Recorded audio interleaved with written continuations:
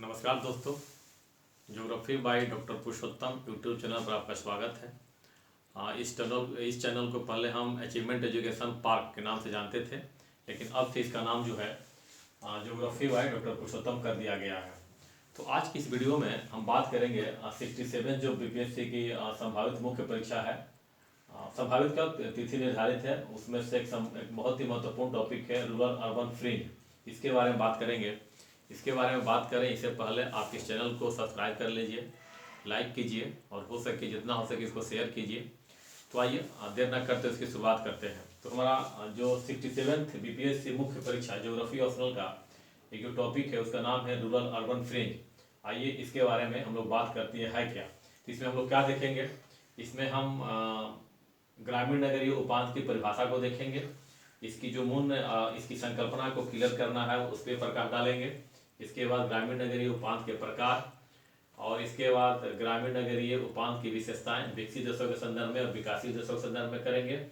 ग्रामीण नगरीय उपांत के क्या कारण है, आंतरिक कारण और बाह्य कारण, इस सब पर बात करेंगे और इसकी क्या समस्याओं इसके समाधान के दिशा में क्या क्या प्रयास किया गया है, इस पर बात करेंगे। तो आइए शुरुआत करते हैं कि परिभाषा देते हैं इसको कि ग्रामीण नगरीय उपांत रूरल अर्बन फ्रिंज है क्या। तो ग्रामीण नगरीय उपांत नगर की बाहरी सीमा पर ग्रामीण और नगरीय भूमि उपयोग के बीच का संक्रमण क्षेत्र है जो नगरीय और ग्रामीण दोनों ही विशेषताएं रखता है। ये भूमि उपयोग का संक्रमण क्षेत्र है, ट्रांजिशन एरिया है जहां पर ग्रामीण नगरीय दोनों प्रकार की भूमि उपयोग देखने को मिलते हैं। इसके बारे में इस डायग्राम के बारे में और इस डायग्राम के बारे में बात करेंगे। पहले बात कर लेते हैं इसकी, थोड़ा सा इसको कंसेप्ट और क्लियर कर लेते हैं। ग्रामीण नगरीय उपांत का विकास आधुनिक नगरीकरण की विशेषता या नगर विकास का वह भाग है जो नगर की प्रशासनिक सीमा के बाहर किंतु मुख्य नगर से सटे हुए एक ही क्रमबद्धता में विकसित होते हैं। प्रशासनिक दृष्टि से नगर का अंग नहीं है किंतु कार्य दृष्टि से नगर का ही अंग होता है। यहाँ रहने वाले लोग आर्थिक और सामाजिक दृष्टि से मुख्य नगर से पूर्णतः अंतर आकर्षित होते हैं। व्यवहारिक तौर पर यह ग्रामीण नगरीय क्षेत्र है लेकिन कानूनी तौर पर ग्रामीण क्षेत्र है।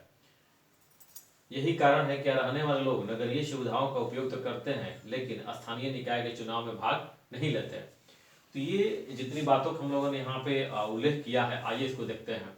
जैसा कि कहा गया है कि ये प्रशासनिक सीमा से बाहर, देखिए ये जो हमारा नगर है, नगर की प्रशासनिक सीमा ये दिखाया गया है, चूंकि यहाँ पे दिखाया गया नगर निगम, ये इस शहर का नगर निगम का जो प्रशासन किया था नगर निगम द्वारा, इसकी अंतिम सीमा है, ये परिधि नगर की तय करता है, बताता है।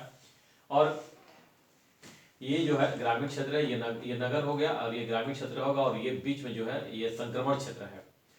तो ये क्या कहता है, क्रमबद्धता में विकसित, प्रशासनिक दृष्टि से नगर का अंग नहीं किंतु कार्य दृष्टि से नगर का अंग है।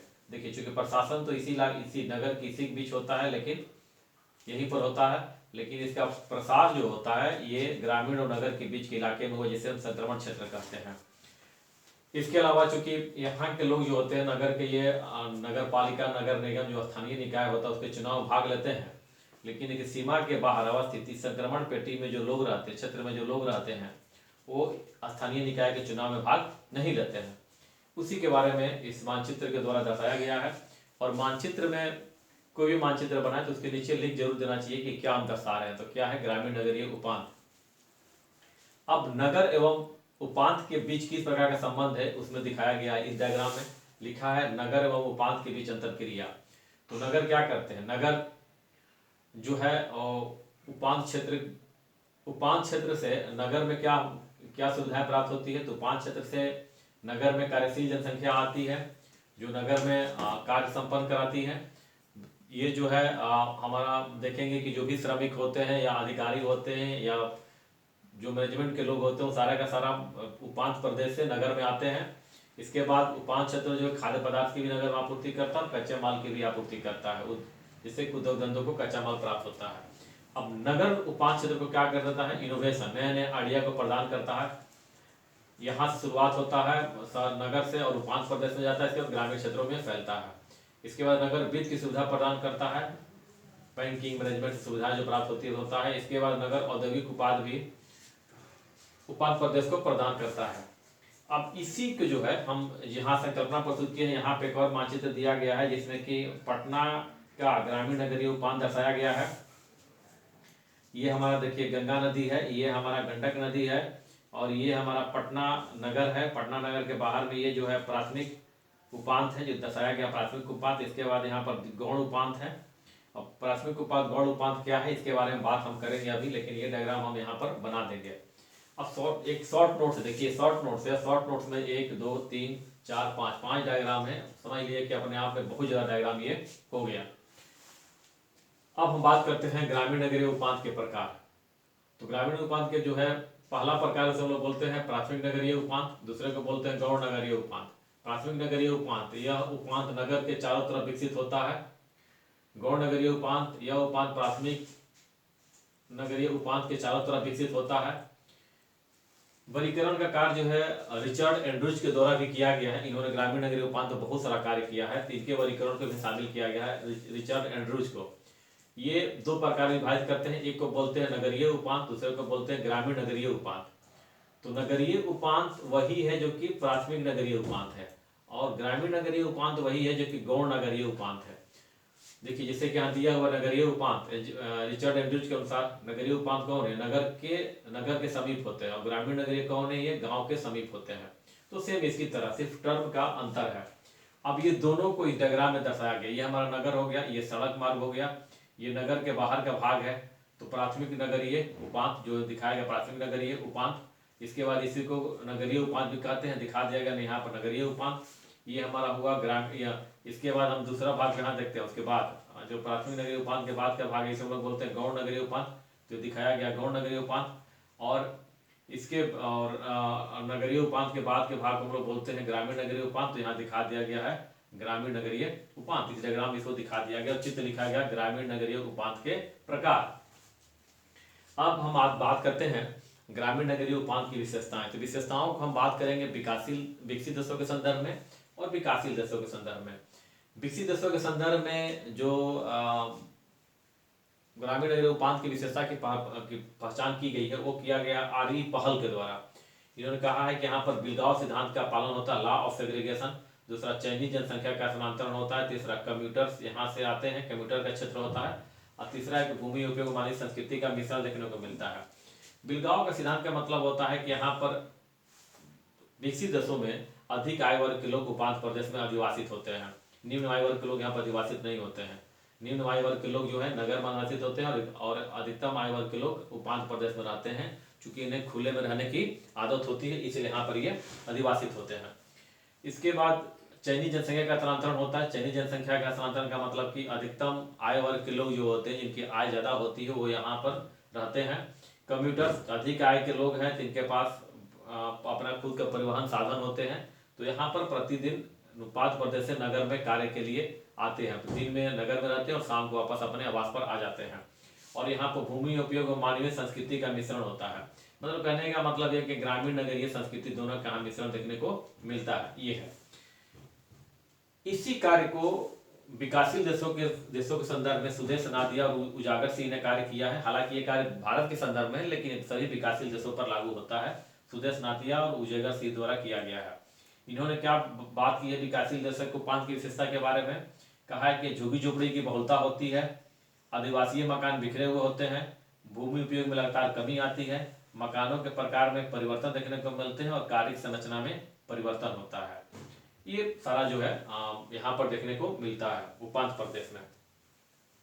अब ग्रामीण नगरीय उपांत के विकास के कारण। तो ग्रामीण नगरीय उपांत के विकास के जब हम कारण की बात करते हैं तो दो कारण है, आंतरिक कारण एवं बाह्य कारण। आंतरिक कारण, नगर में ऐसी कौन कौन सी खास विशेषताएं हैं जिसकी वजह से वहां लोग अधिवासित होना नहीं चाहते हैं, उपांत प्रदेश में जाना चाहते हैं? तो कौन कौन से कारक है? पहला है कि नगरीय जमीन के मूल्य में वृद्धि। नगर का मूल्य क्या होता है? नगर में मूल्य का जमीन का मूल्य बहुत अत्यधिक होता है। साथ साथ यहाँ पर अधिक किराया भी होता है। अधिक भूमि वाले कार्यों के लिए भूमि का अभाव। जो अधिक कार्य वाले भूमि के जमीन की चाहिए अधिक कार्य के लिए, जैसे कि किसी कल कारखाने स्थापित करना हो, औद्योगिक प्रतिष्ठान स्थापित करना हो, ठीक है, कॉन्फ्रेंस हॉल बनाना हो, तो यहाँ पर जमीन की क्या होती है, कीमत ज़्यादा होती है, तो अधिक भूमि खरीद नहीं पाते हैं, और दूसरे की अधिक भूमि का अभाव भी होता है। इसीलिए उपांत प्रदेश में लोग ऐसे संस्थानों प्रतिष्ठानों की स्थापना करते हैं।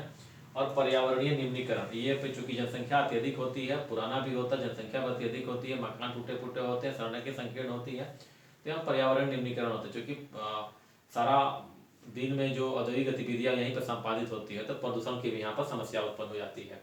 तो इन सब वजहों से लोग जो है नगर से उपांत प्रदेश में आना चाहते हैं। तो नगरीय ग्रामीण उपांत के कारण में बात कर लिए, क्या कारण हो गया? नगरीय जमीन के मूल्य में वृद्धि, अधिक किराया, अधिक मूल्य वाले मकानों कार्यों के लिए भूमि का अभाव और पर्यावरण निम्नीकरण। बाह्य कारण कौन कौन से हैं? मतलब कि ये तो अभी देखा हम लोग नगर में से कौन कौन से कारण थे जो इनको बाहर भेजते हैं। अब ये कि यहाँ पर क्या विशेषताएं हैं कि यहाँ लोग यहाँ आना चाहते हैं।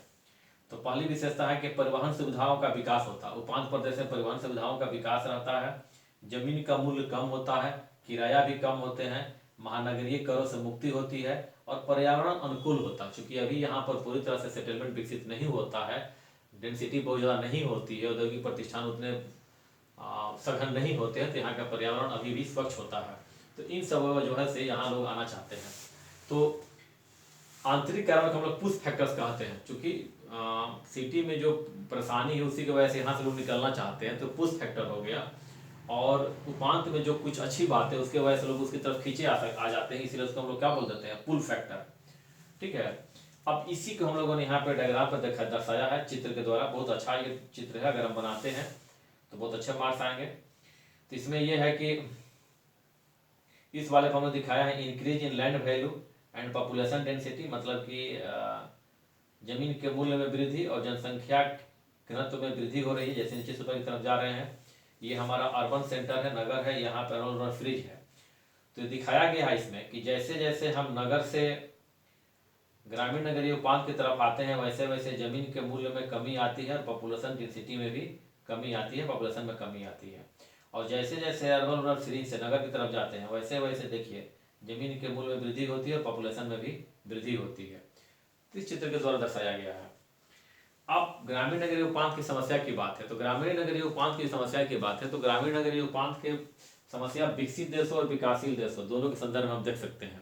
लेकिन ये विकसित देशों में ग्रामीण नगरीय उपांत तो समस्या नहीं है, क्योंकि वहाँ पर ग्रामीण नगरीय उपांत का नियोजित विकास किया गया है, प्लान विकास किया गया। पहले सड़कें, परिवहन, सड़कें, एजुकेशन, हेल्थ, ये सारी सुविधाएं, वाटर फैसिलिटी सारी उपलब्ध कराई जाती है, उसके बाद अधिवास बनना शुरू होता है। लेकिन विकासशील देशों में ये समस्या है, क्योंकि विकासशील देशों में ये प्लान डेवलपमेंट नहीं होता है, अनप्लान डेवलपमेंट होता है। पहले लोग जाकर आवास बनाते हैं, उसके बाद सड़क, बिजली, पानी, एजुकेशन, हेल्थ की सुविधा की जाती है, तो अनप्लान होता है। तो हमारी ये समस्या है। इसी समस्या को देखते हुए केंद्र सरकार द्वारा इस समस्या के समाधान के लिए 3 परियोजनाएं शुरू की गई थी, IUDP, MRP और CRP।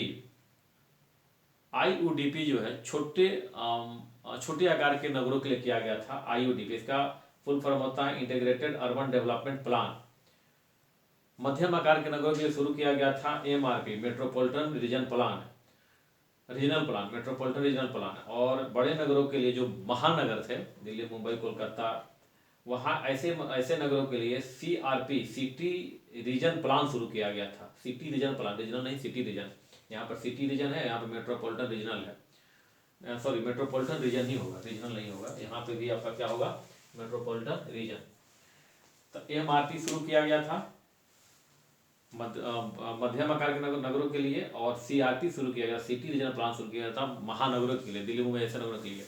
इसमें यह कहा गया था कि नगर के प्रसार की संभावना को देखते हुए उस संभावित एरिया को भी नगर विकास में शामिल कर लिया जाए, मतलब कि नगर के प्रशासनिक सीमा के अंतर्गत ला दिया जाए, ताकि वहाँ बुनियादी सुविधाएं विकसित की जा सके और प्लान डेवलपमेंट हो सके। ठीक है, ये था। तो ये ग्रामीण नगरीय उपांत पर एक छोटा सा एक टॉपिक था। ये क्वेश्चन नंबर 1 में आएगा, सेक्शन ज्योग्राफी के ऑप्शनल में सेक्शन फर्स्ट के क्वेश्चन नंबर 1 में ये शॉर्ट नोट्स में रहने की पूरी संभावना है, क्योंकि ये आप इसको अच्छी तरह से तैयार कर लें। एक शॉर्ट नोट्स में 5 डायग्राम है, 1 2 3 4 5, तो बहुत डायग्राम हो गया। अगर इस प्रकार से बनाते हैं तो मार्क्स बहुत अच्छे आएंगे, सारे प्रश्नों में नंबर अच्छे आते हैं। बस आपको प्रेजेंटेशन का तरीका अच्छा होना चाहिए। तो मैं उम्मीद करता हूँ कि वीडियो आपको पसंद आएगा और आपको BPSC की मुख्य परीक्षा में इसका लाभ भी मिलेगा। तो इस वीडियो को अगर पसंद आया है तो लाइक कीजिए, चैनल को सब्सक्राइब कीजिए, और जितना हो सके ये इसको आप सर्कुलेट कीजिए। Thank you.